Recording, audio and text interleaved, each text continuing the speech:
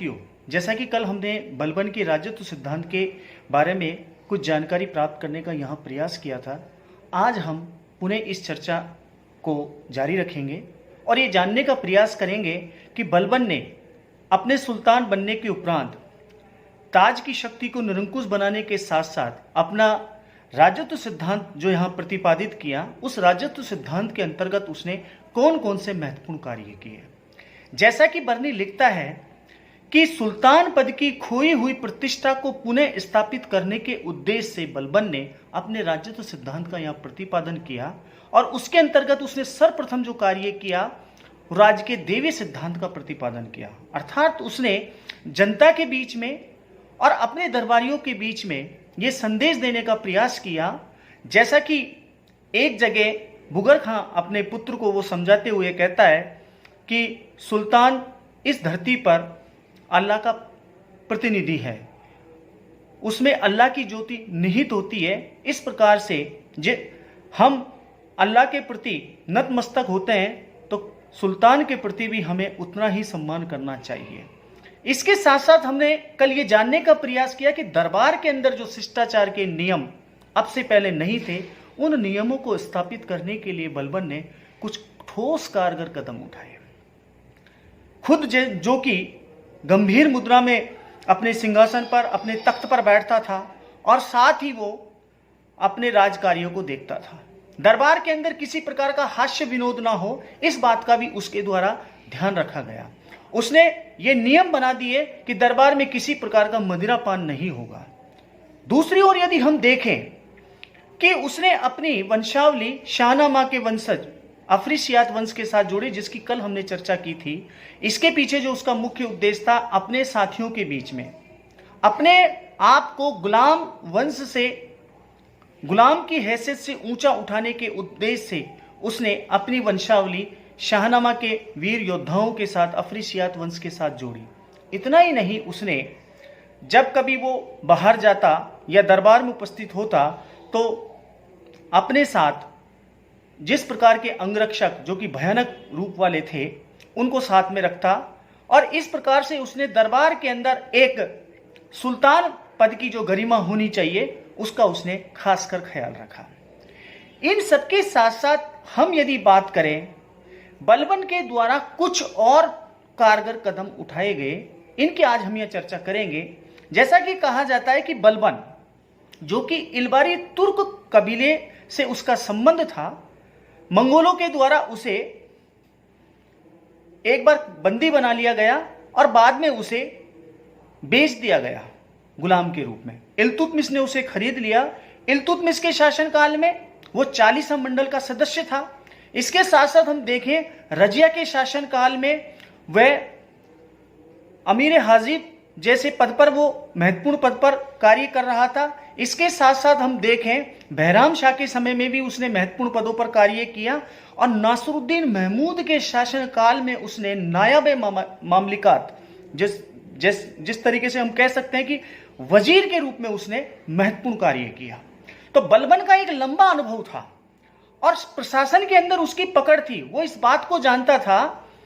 कि 40 मंडल के जो सदस्य हैं, जो अभी भी बचे हुए हैं,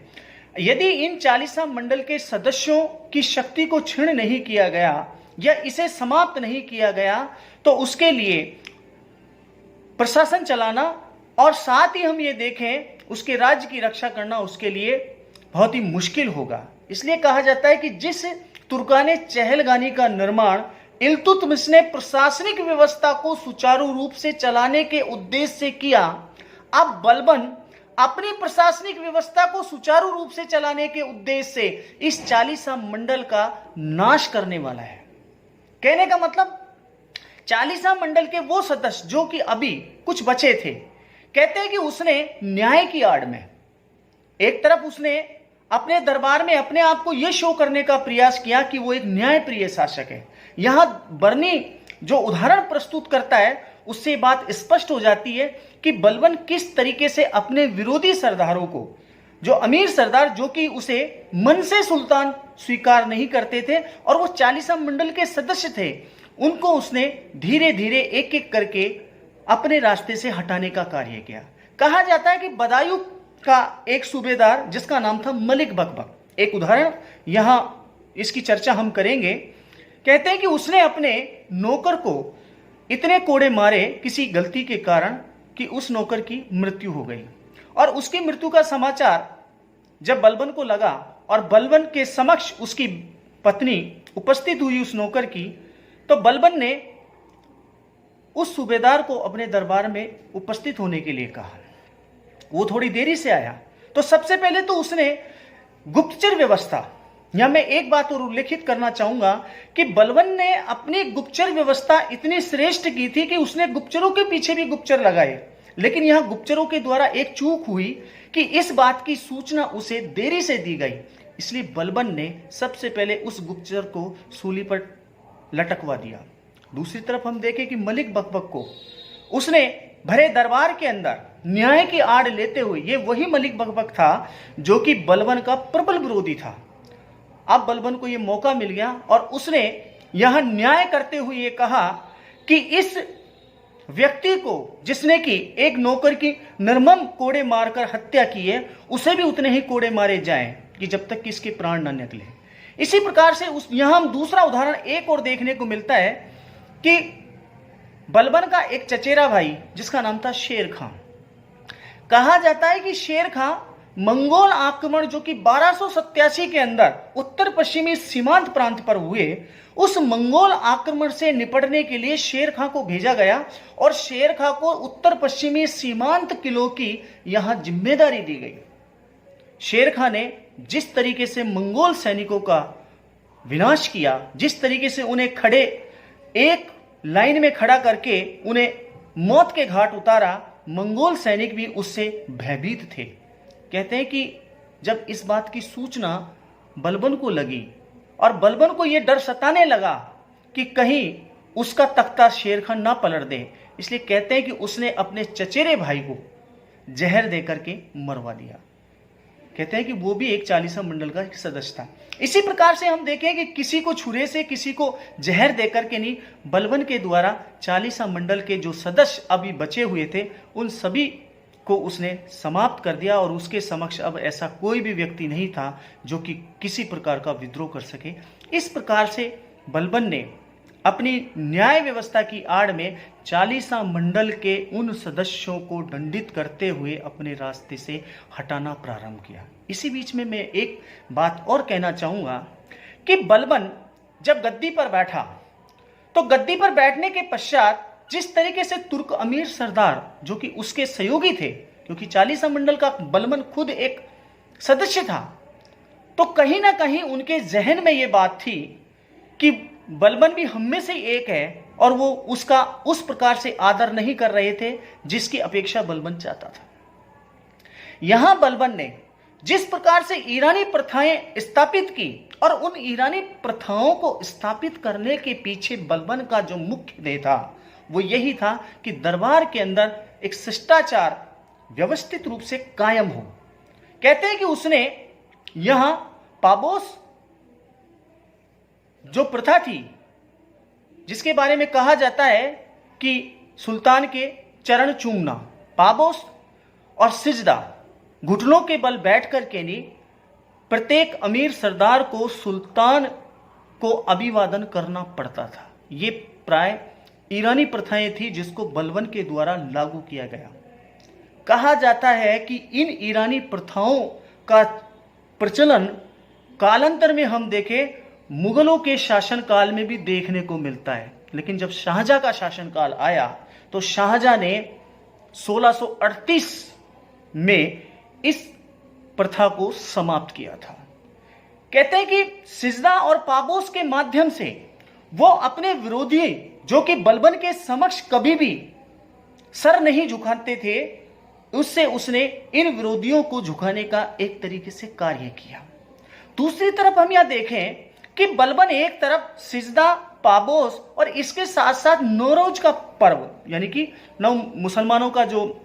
इस्लामिक पर्व होता है, इसको मनाने की भी उसके द्वारा शुरुआत की। इतना ही नहीं, बलबन के द्वारा अपने शासनकाल के दौरान जिस प्रकार से उसने अपने राज्य को सुरक्षित रखने के उद्देश्य से जो नीति अपनाई, कहते हैं कि यदि हम यहाँ तुलनात्मक अध्ययन करें, मध्यकालीन भारतीय इतिहास में दो ऐसे शासक हुए हैं जिनका राजत्व सिद्धांत जो प्रतिपादित किया गया उसका बड़ा ही महत्व है। एक था अलाउद्दीन खिलजी, दूसरा है गयासुद्दीन बलबन। अलाउद्दीन खिलजी का जो राजत्व सिद्धांत था वो उसकी साम्राज्यवादी विस्तारवादी नीति के अंतर्गत उसके द्वारा प्रतिपादित किया गया था, लेकिन बलबन के द्वारा जो राजत्व सिद्धांत यहां प्रतिपादित किया गया वो सुरक्षात्मक दृष्टि से किया गया था। हमेशा उसने अपने राज्य को न केवल आंतरिक बल्कि बाह्य आक्रमणों से बचाने का उसके द्वारा प्रयास किया गया। इतना ही नहीं, बलबन के शासनकाल में जब कहा जाता है कि दरबार के अंदर जिस तरीके से वो बैठता था और बैठ करके नहीं वो जो कार्य करता था, उसके चेहरे पर जिस प्रकार का तेज था, जिस प्रकार की गंभीर मुद्रा में वो हमेशा रहता था, इससे धीरे धीरे जनता के अंदर एक मैसेज जाने लगा। और इतना ही नहीं, एक उदाहरण के माध्यम से मैं यहां स्पष्ट करना चाहूंगा, जैसा कि बर्नी लिखता है कि 1287-88 में जब मंगोल आक्रमण हुआ उत्तर पश्चिमी सीमांत प्रांत पर, तो यहां बलबन का ज्येष्ठ पुत्र जो कि सबसे योग्य पुत्र था, जिसका नाम था मोहम्मद भी मंगोलों के साथ युद्ध करता हुआ मारा गया। और इस बात की सूचना जब दरबार में सुल्तान को दी गई तो आप देखिए बलबन के चेहरे पर जरा सा भी दुख के भाव प्रकट नहीं हुए। यद्यपि यहां तारीख फिरोज शाही का लेखक बर्नी लिखता है कि उसने दरबार के अंदर तो अपना दुख यहां प्रकट नहीं किया, लेकिन रात के वक्त वो अपने पुत्र मोहम्मद की याद में फूट फूट कर रोता था और इसका आघात उसे बहुत जबरदस्त लगा। इस प्रकार से बलबन के द्वारा जो राजत्व सिद्धांत यहां प्रतिपादित किया गया, उसके अंतर्गत उसके द्वारा जो कार्य किए गए, वो कार्य, कहने का अभिप्राय कि एक शासक जिसके पद की एक अपनी गरिमा होती है, उस गरिमा को उसने बनाए रखने के लिए महत्वपूर्ण कार्य किए। और दिल्ली सल्तनत के इतिहास में यदि हम देखें कि बलबन वो पहला व्यक्ति था जिसने अपने राजत्व सिद्धांत का यहाँ प्रतिपादन किया और उसने ताज की खोई हुई, मैं एक बार पुनः इस बात को रिपीट कर रहा हूं कि ताज की खोई हुई प्रतिष्ठा को उसने पुनः स्थापित करने पर बल दिया। और उसने एक निरंकुश शासक की भांति, क्योंकि उसका मानना था कि जब तक जनता के मन में सुल्तान के प्रति डर व्याप्त नहीं होगा तब तक कोई भी शासक अपना कार्य नहीं कर सकता। इसलिए डर जरूरी था और इस डर को बनाए रखने के लिए उसने जो कार्य किए, उन कार्यों के अंतर्गत हम देखते हैं कि उसने अपनी गुप्तचर व्यवस्था को श्रेष्ठ बनाया, जिसका उदाहरण की हमने अभी बात की थी। उसने गुप्तचरों के पीछे भी गुप्तचर लगाए। और इतना ही नहीं, उसने अपने राज्य को, जैसा कि उल्लेखित है कि मेवात क्षेत्र के अंदर जिस प्रकार से हिंदुओं का और मेवातियों के द्वारा जो विद्रोह हुआ, कटेर के अंदर बात करें हम, चाहे दो आपके प्रदेश की बात करें, चाहे गुड़गांव, रेवाड़ी, दिल्ली के आसपास के जो क्षेत्र थे, इन क्षेत्रों के अंदर जिस प्रकार का मेवातियों के द्वारा जो विद्रोह किया गया,